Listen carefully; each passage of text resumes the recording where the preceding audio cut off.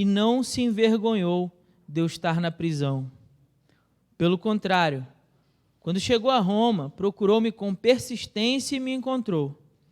O Senhor lhe conceda que naquele dia obtenha misericórdia diante do Senhor. E bem sabes quantos serviços ele me prestou em Éfeso. Amém? Só até aqui. Os irmãos podem se assentar, mas mantenha, por favor, sua Bíblia aberta.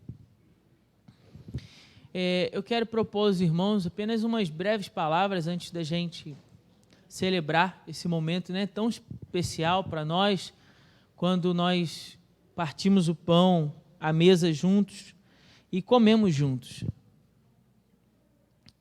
E nós aqui, como Igreja do Senhor, nos lembramos, né, do sacrifício feito por Cristo naquela cruz.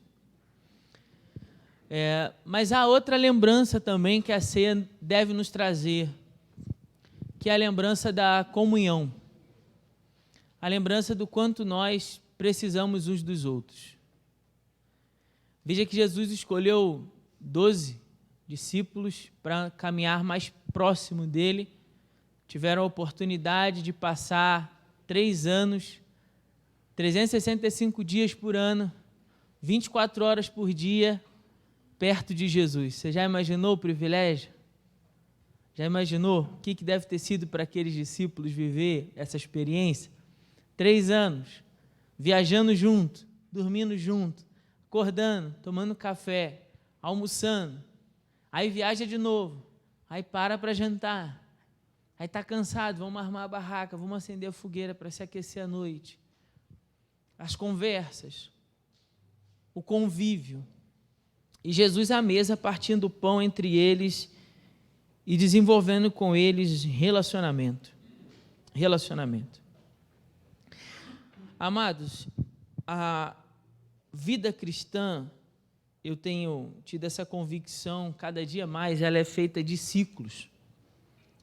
Ciclos que a gente vai vivendo ao longo da vida cristã e onde a gente vai tendo a oportunidade de crescer, de amadurecer, de evoluir na nossa caminhada cristã. O texto que nós lemos, ele é um texto de Paulo, é talvez a sua última carta pastoral.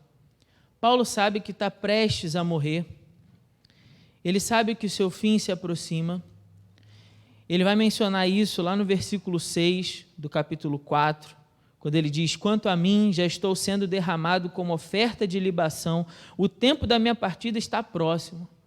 Então, Paulo vai escrever uma carta com conselhos pastorais a um jovem pastor chamado Timóteo, que está no início do seu ministério. Então, a carta de 2 Timóteo é uma carta de um velho pastor para um jovem pastor, com conselhos pastorais. Mas esses conselhos servem para nós, para a nossa caminhada cristã também, seja você pastor ou não. Então, são conselhos que servem para todos nós. Mas o que me chamou a atenção, essa semana fazendo a minha devocional sobre esse texto,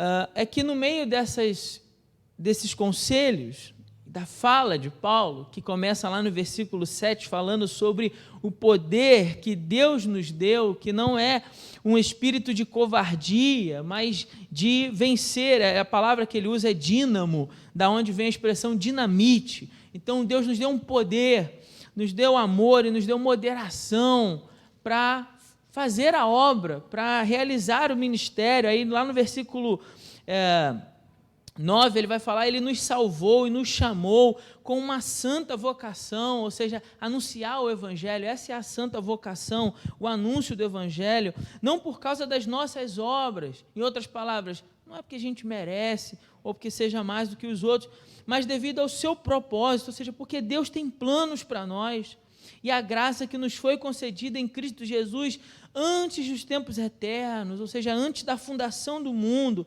Versículo 11, ele vai falar: do qual fui constituído pregador, apóstolo e mestre. Por essa razão eu sofro também essas coisas, mas não me envergonho, porque eu sei em quem tenho crido e estou certo que Ele é poderoso. Mais uma vez ele usa essa expressão, para guardar o meu tesouro até aquele dia.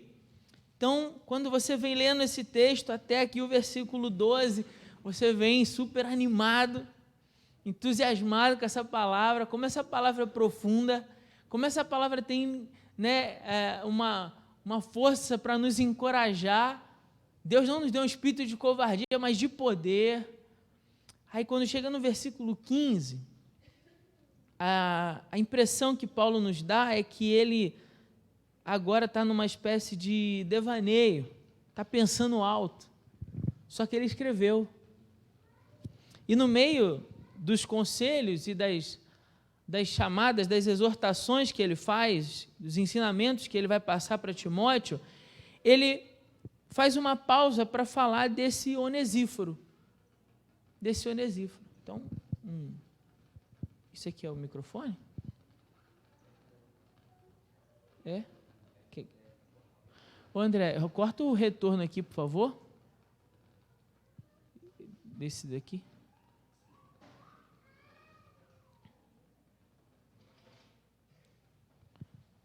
Acho que vai ter que puxar ali, não? Vanessa, pode puxar aí. Obrigado, Ana. Bom, irmãos, desculpa. Voltando aqui, por que Paulo para falar desse Onesíforo? E isso me chamou muita atenção. E isso tudo tem a ver com o que eu falei anteriormente sobre a nossa caminhada cristã, Jesus, o compartilhar do pão, o desenvolver relacionamento. Porque Paulo vai falar de um homem que na caminhada cristã ele desenvolveu relacionamento e o quanto esse relacionamento abençoou a vida dele. E é isso que eu quero chamar a sua atenção.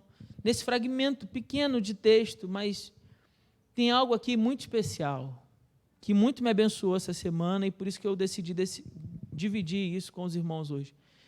Porque quando ele fala assim, olha, o Senhor conceda misericórdia à casa de Onesíforo, porque muitas vezes ele me trouxe ânimo. Ele está falando de um momento em que ele se sentiu abandonado, de um momento em que o apóstolo estava sozinho. Veja só, Paulo foi um grande missionário a ponto de plantar igrejas em cerca de mais ou menos 2 continentes. Então veja só, Paulo, um grande homem de Deus, que viu sinais, viu milagres, viu coisas extraordinárias, mas ele está falando de um momento em que ele está na prisão, ele está preso aqui nesse texto, e ele está falando de um sentimento de abandono. Ele diz assim, olha, bem sabes que todos os que estão na Ásia me abandonaram. O que Paulo está falando para a gente nas entrelinhas? Eu estou me sentindo sozinho. Esse grande apóstolo, esse homem que estava anteriormente falando sobre Deus não nos deu um espírito de covardia, mas de poder, agora está dizendo assim, poxa, todo mundo foi embora. Todo mundo foi embora. Aí, quando ele fala dos homens que o abandonaram, depois ele fala, mas o Senhor conceda misericórdia à casa de Onesíforo. Por que Onesíforo? Porque muitas vezes ele me trouxe ânimo. A palavra no grego aqui é ânima, alma. Alma. Você sabe de onde vem a palavra desânimo? Vem de o prefixo, né, de negação, com a junção da palavra grega ânima. Então, desânimo vem da ideia de estar desalmado, sem alma. Desanimado vem da ideia de você estar sem alma. É por isso que quando você se sente desanimado, você sente como um vazio dentro de você. E aí você precisa o quê? Ser animado. É como se a alma voltasse ao corpo, como se o espírito voltasse ao corpo daquele indivíduo que agora se sente completo novamente. Se antes havia um vazio, agora há um sentimento de completude. Por isso que diz, olha, a pessoa está animada. Ela está cheia de vontade, está cheia de gás, não é assim que a gente fala? E quando você está desanimado, você não quer fazer nada, você não quer ver ninguém, você não quer estar perto de ninguém, você quer ficar sozinho. Paulo está dizendo que ele também se sentiu assim. Sabe o que isso me ensina? Que até mesmo grandes homens de Deus vivem momentos de solidão. Até mesmo aquele que diz assim, mas Deus não nos deu um espírito de covardia, mas de poder, de amor e de moderação. Vai ter momento que vai se sentir abandonado por todos. Faz parte da caminhada cristã. Por isso que eu disse para você, a vida cristã é constituída por quê? Por ciclos, por fases. Mas o que eu quero ressaltar hoje é que nesse momento, Paulo teve alguém que foi para ele um incentivador, um encorajador, alguém que o animou, alguém que não se envergonhou da condição atual do apóstolo, que era estar preso, mas que a despeito disso foi até Paulo, procurou Paulo com persistência até encontrar o apóstolo. E quando ele encontra o apóstolo, ele anima o apóstolo. Ele encoraja o apóstolo. Ele traz de volta a alma, a ânima de novo para o apóstolo, para continuar realizando aquilo que ele vem realizando com poder, com amor e com moderação. Então, se houve momentos onde o apóstolo se sentiu com um tanque vazio, ele vai dizer, olha, houve um homem que foi para mim um verdadeiro posto de gasolina, onde eu encostei lá, ou melhor, ele encostou em mim, e ele injetou o combustível que eu precisava para continuar realizando o propósito que Deus tem para a minha vida desde a fundação dos séculos. Teve alguém. O apóstolo Paulo teve alguém. E se Paulo precisou de Onesíforo, quanto mais nós não precisaríamos também de alguém? Você já pensou nisso? Se o grande apóstolo Paulo não abriu mão de ter alguém que o animasse, alguém que desenvolvesse com ele um relacionamento capaz de o encorajar a realizar os propósitos que Deus tinha na vida dele, quanto mais eu e você, meu irmão. Não precisaríamos de alguém que fosse um Onesíforo de Deus na nossa vida. Como eu disse lá no nosso grupo, não sei se você teve a oportunidade de ler lá no grupo da igreja, eu coloquei o texto. Fosse alguém que fosse para nós a resposta da nossa oração.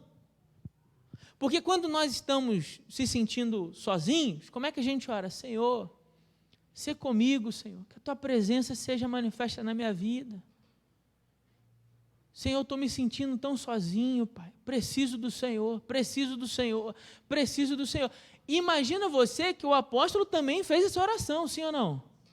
Ele é homem, gente como a gente. Então, também nesse sentimento, fazendo uma oração, aí Deus manda alguém, sabe por quê?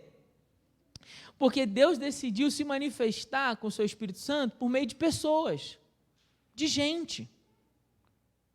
Então você está lá se sentindo sozinho, aí você quer ficar recluso, não quer se relacionar com ninguém e acha, por alguma razão, que Deus então vai fender os céus e um anjo vai se manifestar com uma espada de fogo, com um pergaminho dourado e vai trazer para você todas as respostas que o seu coração e o meu precisam. Não, Deus decidiu usar gente. Deus escolheu usar pessoas. Então, quando o Onesíforo procura Paulo e o encontra, sabe o que eu entendo? Que Onesíforo foi a manifestação palpável de que Deus estava com ele ali na prisão. Para o apóstolo, Onesíforo foi uma manifestação palpável da presença de Deus. Deus está ali. Como? Através de alguém que decidiu procurar e me encontrou para me trazer ânimo. Eu estava sentindo um vazio, desanimado, mas houve alguém que procurou, me encontrou e isso me animou, me encorajou. Eu fiquei pensando nessa figura chamada Onesíforo. Eu fiquei pensando em gente que está disposta a ser resposta de oração na nossa vida. Fiquei pensando em gente que está disposta a ser a manifestação palpável da presença de Deus nos momentos de angústia da nossa alma. Em gente que está disposta a ser gente com a gente. Como assim, pastor? Você escreveu lá, gente disposta a ser gente conosco. Porque, veja só, para que eu possa ser animado por alguém, pensa comigo, eu preciso ter a coragem de ser vulnerável naquela relação e dizer assim, poxa, eu ando desanimado. Poxa, está acontecendo isso na minha vida e isso tem me abalado emocionalmente, isso tem me abalado espiritualmente, isso tem me abalado fisicamente. Eu preciso ter a coragem, irmão, ouça isso no nome de Jesus. Se você não levar nada do que eu falei hoje para cá, mas levar isso, já vai fazer uma grande diferença. Para que você seja abençoado, até mesmo por um Onesíforo que Deus mandou na sua vida, você tem que estar disposto a ser gente, a ser vulnerável, a abrir o coração. Senão você não vai ser tratado. Porque a gente se acostumou a contar uma mentira para todo mundo. Sabe qual é a mentira? Está tudo bem. Mas não está tudo bem há um tempão e você sabe disso. Tem um tempão que você não lê a Bíblia e você sabe disso. Tem um tempão que você não sabe o que é separar 10 minutos para orar e você sabe disso. Tem um tempão que você não vem para a igreja com aquela fome e sede de estar na presença de Deus e você sabe disso. Tem um tempão que você está desanimado de ser mais enganjado na obra do Senhor. E enganjado na obra do Senhor, pastor, estou com muito problema, tem muita coisa na minha vida acontecendo. Tem um tempão e você sabe disso, mas você se viciou, se acostumou a contar uma mentira para todo mundo. Você já repetiu tantas vezes essa mentira que você começou a acreditar nela. E você realmente acha que está tudo bem, mas sabe que não está tudo bem. Você sabe que não está tudo bem. E deixa eu fazer uma ressalva aqui. Eu não estou dizendo que a partir de agora você tem que sair e dizer, não, eu não estou bem não, estou mal para todo mundo. Eu não estou falando isso. Amém? Mas eu estou dizendo que quando você estiver na presença de um Onesíforo e você entender que é a mão de Deus se manifestando, resposta da sua oração, a manifestação palpável de Deus, não naquele anjo de luz que você imaginou que viria, mas numa pessoa que é gente como você, um ser humano que tem falhas e defeitos como você, mas que naquele momento está se dispondo a ser ouvido para a tua dor, você tem que ter a coragem de ser vulnerável. Senão você não é tratado. Irmão, em nome de Jesus, se até o apóstolo Paulo precisou do Onesíforo, quanto mais eu. Se até o apóstolo Paulo precisou de alguém que fosse gente com ele, quanto mais eu e você. Em nome de Jesus, entenda isso. Nós estamos vivendo num momento da história humana, principalmente no evangelicalismo brasileiro, onde você tem que ser forte o tempo inteiro, e tem que ser o campeão o tempo inteiro, e tem que ser o homem do versículo 7 o tempo inteiro, porque Deus não nos deu um espírito de covardia, mas de poder, de amor e de moderação o tempo inteiro. Aí você se vicia nesse negócio, mas esse negócio está errado, a gente não é sempre assim, não. A gente não é sempre assim. E há momentos de grande solidão, mesmo na vida de grandes homens de Deus. Há momentos de grande desânimo, mesmo na vida de grandes homens de Deus. Há momentos de abandono, mesmo na vida de grandes homens de Deus. Então, isso também vai acontecer na sua vida e na minha, fatalmente. E aí, nesse momento, eu tenho que pedir a Deus, Senhor, no nome de Jesus, não nos deixa sem os onesíforos da vida. Em gente que se apresente no caminho para tornar essa caminhada um pouco mais fácil.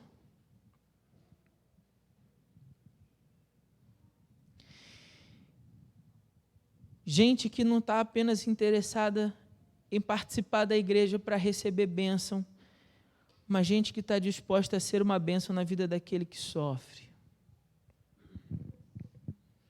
Onesíforo não estava preocupado em receber a bênção do culto da vitória, do culto da prosperidade, do culto da vitória da família, do culto da vitória da batalha espiritual, do culto... Onesíforo estava preocupado em ser uma bênção na vida do apóstolo Paulo. Por isso que lá no versículo, no último, ele fala assim, bem sabes quantos serviços me prestou. Esse homem foi útil na minha vida. Eu lembro, irmãos, da caminhada, estava conversando isso com um líder essa semana, e eu lembro de conversas com pessoas que sem essas conversas eu não estaria aqui sendo pastor hoje. Porque se eu não tivesse tido essas conversas, e alguém disposto a ter essas conversas comigo, eu teria me desviado pelo caminho. Eu tenho total certeza disso. E aí? E você? Está desenvolvendo relacionamento com alguém que seja um Onesíforo na sua vida? Está sendo um Onesíforo na vida de alguém?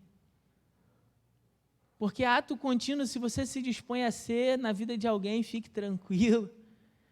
Deus também vai providenciar gente que seja um Onesíforo na sua vida também. É assim que funciona. Deus pode fazer isso. Agora, não caminha sozinho, não. Não caminha sozinho, não. Não se isola, não. Não fica recluso, não. Está vivendo por um momento de dificuldade, sentimento de abandono, de tristeza. Não se isola nisso, não. Isso é uma mentira do diabo para destruir sua vida. Não se isola nisso, não. Se você tem a oportunidade, procura gente para ser cuidado. Se você tem irmãos e irmãs aqui dentro que você confia e que tem um testemunho de fé na presença do Senhor, procura. Precisa ser só o pastor, não. Mas se você quiser me procurar também, pode me procurar. Mas procura alguém para caminhar com você, não caminha sozinho, não. Tenha coragem de ser vulnerável. Tenha coragem de dizer que você anda desanimado, que já tem um tempão que você não lê a Bíblia, não ora, raramente vem no culto. Tenha coragem de ser vulnerável e de pedir ajuda. Todo mundo precisa ser cuidado. Deixa eu repetir isso aqui. Todo mundo precisa ser cuidado. Isso vai do pastor até o novo convertido e até você que está nos visitando. Todo mundo precisa ser cuidado. Amém? Que esse momento aqui nos lembre disso. Jesus estava ali com os 12 comendo. Ele estava ali com os 12 desenvolvendo um relacionamento. Ele estava ali cuidando dos 12, para que quando ele não estivesse mais na presença dos 12, os 12 pudessem cuidar uns dos outros. Então, que essa ceia também nos lembre que o Senhor Jesus não está mais fisicamente conosco, mas espera que a gente possa estar fisicamente uns para os outros, disponíveis. Que a gente possa estar uns para os outros para cuidar uns dos outros. Amém? Eu quero chamar os nossos diáconos aqui.